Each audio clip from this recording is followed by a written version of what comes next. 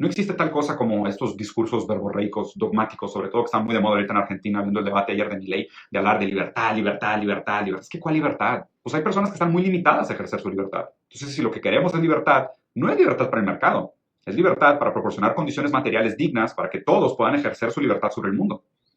Y esto es lo que muchos críticos del liberalismo no entienden, porque confunden el concepto de libertad con el concepto del poder efectivo de conseguir tus fines.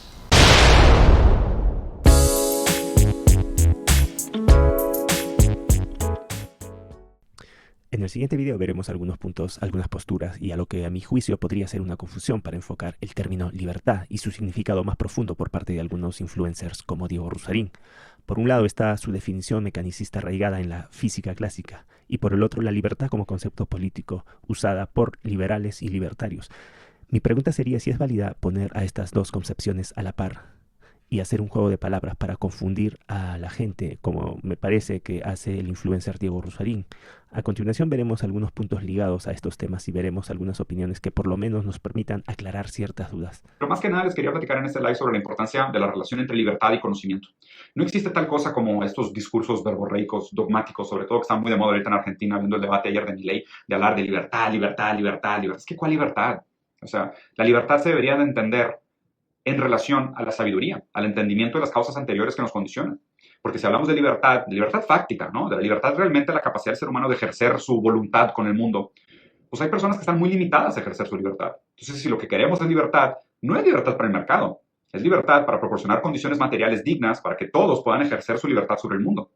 Yo no soy partidario del mercado, yo soy partidario de la libertad personal, no del libre mercado. Resulta que si tú le das libertad a las personas, curiosamente ellos van a tender a ir a hacer intercambio. Yo tengo que respetar eso si soy partidario de que tú hagas con tu vida lo que quieres hacer. Ahora, podría teóricamente ocurrir que todos decidamos volvernos autárquicos y no intercambiar nunca más nada ni producir nada. Irnos a vivir todos al cerro, como vivíamos antes, en función o en ejercicio de nuestra libertad. Y el mercado desaparecería. Yo no tengo ninguna objeción de principios contra eso. Ninguna, absolutamente ninguna. No ignorar estas causas anteriores que nos condicionan. Tengan cuidado, porque bajo el discurso de libertad se han vendido atrocidades históricas y se ha sacrificado mucho en nombre de la libertad. Cuando piensen en libertad, piensen en el conocimiento de las causas anteriores que nos condicionan y en el trabajo de Spinoza, que vale la pena leer. Diego Rusarín usa el concepto mecanicista de libertad planteado por el filósofo racionalista Baruch Spinoza y desarrolla una crítica al liberalismo basada en esta concepción. Rusarín no entiende que para el liberalismo el concepto de libertad es un concepto político que se refiere a la relación entre personas, por ende implica límites. No es el concepto mecanicista planteado en este caso por Spinoza y también por filósofos como Thomas Hobbes. Ambos filósofos comparten una visión materialista y determinista del universo. Para Hobbes, todo en el mundo, incluidos los seres humanos, se pueden entender en términos de movimiento y materia, sujetos a leyes naturales. Spinoza también adopta una visión determinista, argumentando que todo en la naturaleza está gobernado por las leyes causales y que la libertad se entiende a través del conocimiento de estas leyes.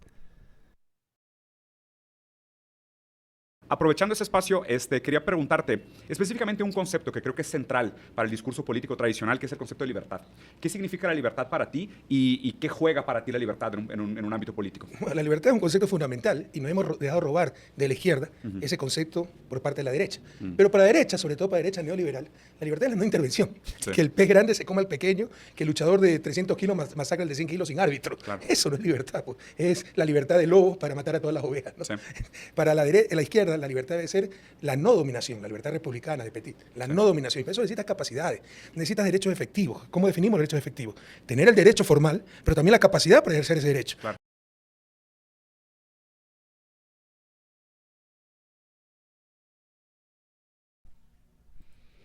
Desde mi punto de vista podemos deducir dos ideas distintas de libertad. Por un lado la libertad negativa y por el otro la libertad positiva. Isaiah Berlin desarrolló estas dos posturas en su obra denominada Dos conceptos de libertad.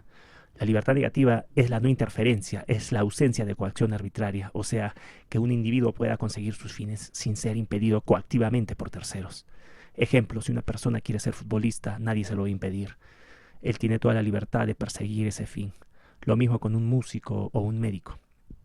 Desde este punto, a un esclavo se le está afectando la libertad negativa porque se está convirtiendo en un instrumento para alcanzar los fines de otros.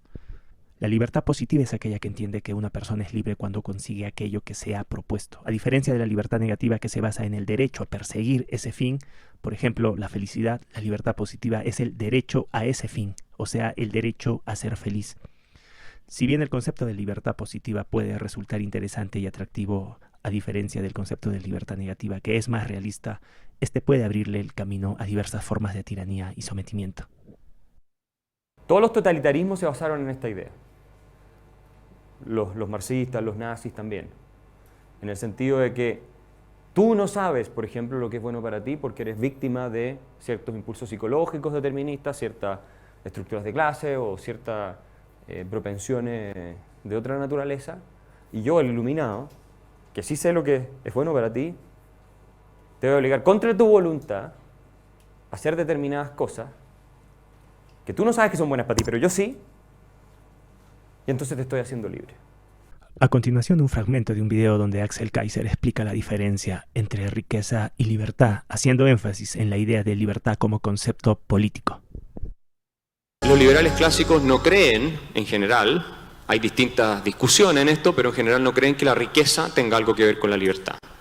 De hecho, hoy día lo vamos a tener en el debate después, pero la idea de que la riqueza es la fuente de la libertad, que se suele decir los pobres no tienen libertad, por ejemplo, se suele decir que los que no tienen ciertos medios no tienen libertad, o tienen una libertad puramente formal. Bueno, esa idea es más propia del marxismo que del liberalismo. Aun cuando hay corrientes que hoy día se denominan liberales, como Amartya Sen y otros pensadores, que sostienen que tienes que tener ciertas capacidades básicas para perseguir tus fines, de lo contrario no eres libre. Bueno, el liberalismo clásico no cree en eso. El liberalismo clásico cree que poder y riqueza es una cosa y pueden ser deseables, nadie está diciendo que no, y que libertad es otra cosa. El concepto de libertad desde el punto de vista de la tradición clásica es un concepto político. Se refiere fundamentalmente a una relación de unas personas con otras. Implica límites, por lo tanto. No es el concepto mecanista de libertad de Thomas Hobbes. Mucha gente sostiene que nosotros venimos de la línea de Thomas Hobbes y el Leviatán, que básicamente la libertad consistiría en la ausencia de cualquier impedimento. La libertad no es la ausencia de cualquier impedimento. Desde el punto de vista de esta tradición, la libertad es la ausencia de coacción arbitraria por parte de terceros, que es otra cosa. Hobbes pensaba que si tú en un camino te encontrabas con una roca que no te dejaba pasar, tenías una restricción a tu libertad. ¿Ok? Porque tenía un concepto que él había tomado de las leyes de la inercia de Galileo de libertad. Ustedes saben que las leyes de la inercia de Galileo proponen que un objeto se seguirá moviendo hasta que otro lo detenga, ¿sí o no? Bueno, ese es el concepto mecánico de libertad que inspira la obra de Hobbes. Pero John Locke, que es el padre del liberalismo clásico desde el punto de vista de la filosofía política, lo que dice es no. La libertad es un concepto político, es un concepto que se da en una comunidad política y por lo tanto no tiene ningún sentido, y esto lo digo yo, hablar de libertad en el caso de un Robinson Crusoe o en el caso de Tom Hanks perdido en la isla El Náufrago. Tom Hanks no tiene un problema de libertad. ¿Quién vio la película? Supongo que todos la vieron. Bueno, y si no, Robinson Crusoe todo el mundo lo conoce. No tienen un problema de libertad, pero tienen un problema económico, ¿cierto? Porque tienen que proveerse los recursos para poder subsistir, alimentarse, para empezar a hablar. Pero no tienen un problema político porque no viven en una comunidad. Por lo tanto, no tiene sentido hablar de libertad en la tradición liberal en el caso de Robinson Crusoe o de Tom Hanks perdido en la isla del náufrago. No tiene ningún sentido. ¿Ok? Y esto es lo que muchos críticos del liberalismo no entienden, porque confunden el concepto de libertad con el concepto del poder efectivo de conseguir tus fines. Y de hecho, un filósofo americano, John Dewey, que es más bien de izquierda, progresista, definía la libertad como el poder de conseguir tus objetivos. Cuando tú entiendes la libertad como el poder efectivo de conseguir tus fines, necesariamente la estás identificando con capacidades, y dentro de esas capacidades implica la posibilidad de que tú tengas medios materiales. Entonces la promesa socialista es: yo los haré libres en la medida en que yo les voy a proveer a ustedes de bienes materiales, porque obviamente el rico tiene más libertad porque tiene más opciones que el que tiene menos. Sin embargo, si ustedes son esclavizados por un multimillonario, digamos, o por un rey, que les da todas las comodidades materiales y viven en el palacio, son menos libres que una persona que vive en el campo, muy pobre, y que dentro de los escasos recursos que tiene, puede elegir qué fines va a perseguir.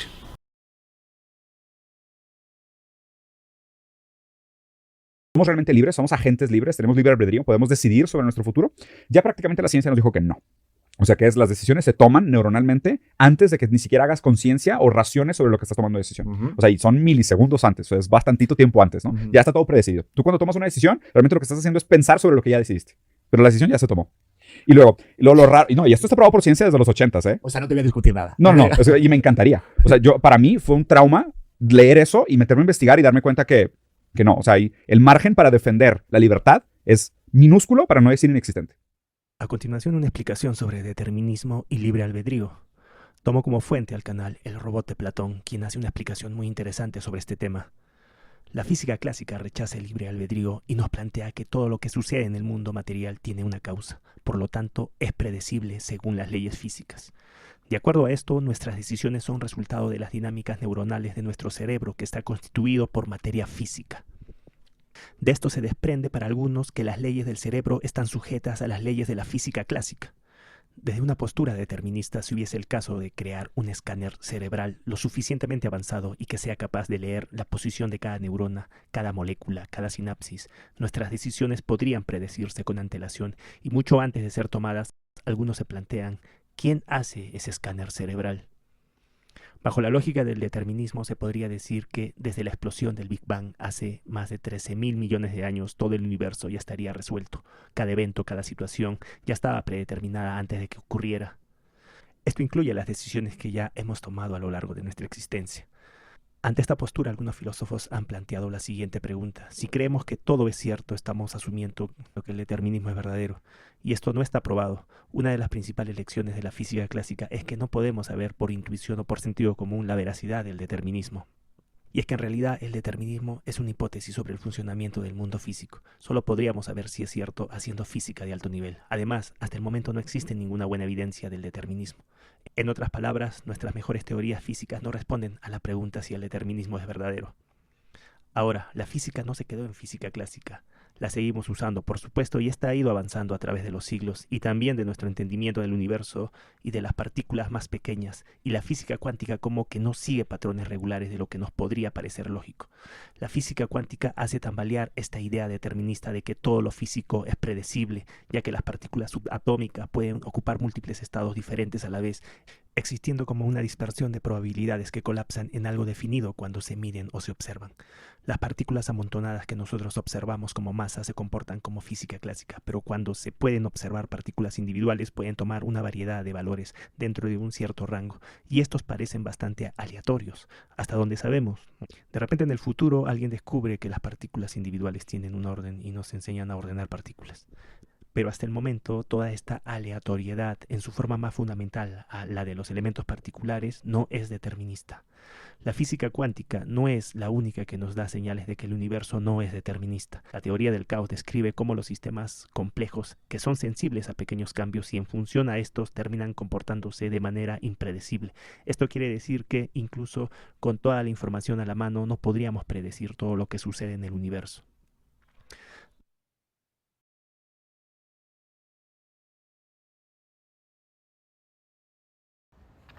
Lucas Muniz 97 pregunta: buenas Juan, ¿qué implicación filosófica tendría la posible inexistencia del libre albedrío sobre el liberalismo? A ver, implicaciones podría tener. Lo que pasa es que la implicación principal que se suele buscar negando el libre albedrío es algo así como decir, bueno, si no existe el libre albedrío, entonces el liberalismo como filosofía política no tiene ningún sentido. Y yo creo que este es un error de base a la hora de entender el liberalismo. El liberalismo es una filosofía política que establece principios normativos interpersonales, es decir, busca regular las relaciones entre personas, busca definir espacios de autonomía moral, de autonomía de agencia, donde cada uno pueda actuar sin que se vea interferido coactivamente por otros agentes. Cuál sea la motivación que haya detrás de estos planes de acción no es realmente relevante para el liberalismo. La cuestión es cómo logramos la coexistencia de esos diversos planes de acción, de diversas personas. Y para eso necesitamos normas, necesitamos reglas, y el liberalismo propone algunas de esas reglas.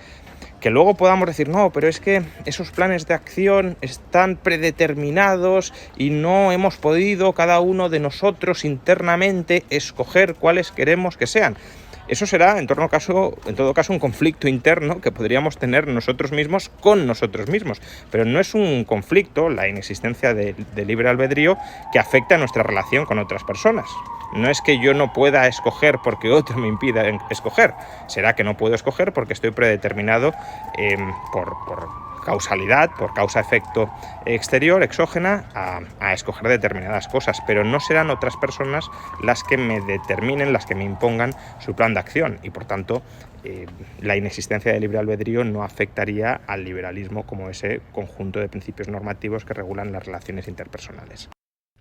Uno de los últimos argumentos contra el libre albedrío proviene de Robert Sapolsky, quien es un renombrado neurocientífico y profesor de la Universidad de Stanford, conocido por su trabajo en neuroendocrinología y comportamiento humano.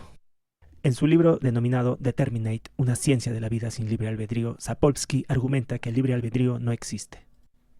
Sapolsky sostiene que nuestras acciones y decisiones están determinadas por una combinación de factores biológicos, ambientales y genéticos. Según él, cada elección que tomamos es el resultado inevitable de procesos biológicos y circunstancias previas, y no una verdadera elección libre. En otras palabras, nuestras mentes, que son el producto final de todos los momentos biológicos anteriores, están moldeadas por las circunstancias que nos rodean. Este argumento desafía la noción tradicional de responsabilidad individual y culpa, sugiriendo que conceptos como la culpa y el castigo son obsoletos. En su lugar propone un enfoque más comprensivo. Sin embargo, existen varias refutaciones al argumento de Robert Sapolsky. Aquí les presento algunas de las más destacadas. Argumento de la experiencia subjetiva. Muchos filósofos y científicos argumentan que la experiencia subjetiva de tomar decisiones libres es real y significativa. Aunque nuestras acciones puedan estar afectadas por factores biológicos y ambientales, la sensación de que estamos eligiendo libremente es una parte fundamental de nuestra conciencia. Argumento de la responsabilidad moral. Algunos críticos sostienen que la idea de responsabilidad moral y justicia penal siguen siendo válidas incluso si no existe libre albedrío. Argumentan que, aunque nuestras decisiones estén determinadas, necesitamos de un sistema de justicia para mantener el orden social y proteger a los individuos. Complejidad del comportamiento humano. Otros argumentan que el comportamiento humano es demasiado complejo para ser explicado solo por factores biológicos y ambientales. La interacción entre múltiples variables y la capacidad de aprendizaje y adaptación sugieren que hay un grado de autonomía y flexibilidad en nuestras decisiones. Limitaciones de la ciencia actual. Algunos críticos sostienen que la ciencia actual no tiene suficiente conocimiento sobre el cerebro y la mente humana para afirmar con certeza que no existe libre albedrío. La neurociencia y la biología son campos en constante evolución y es posible que futuras investigaciones y descubrimientos revelen cosas que no comprendemos. Conclusión. Ante la pregunta de que si existe o no libre albedrío, se van a encontrar cuantiosas respuestas de ambos bandos. Una de ellas es la de Rusarín, defendiendo la postura de la no existencia del libre albedrío. Lo único cierto es que este tema se ha discutido desde hace miles de años, desde la época de los antiguos griegos incluso.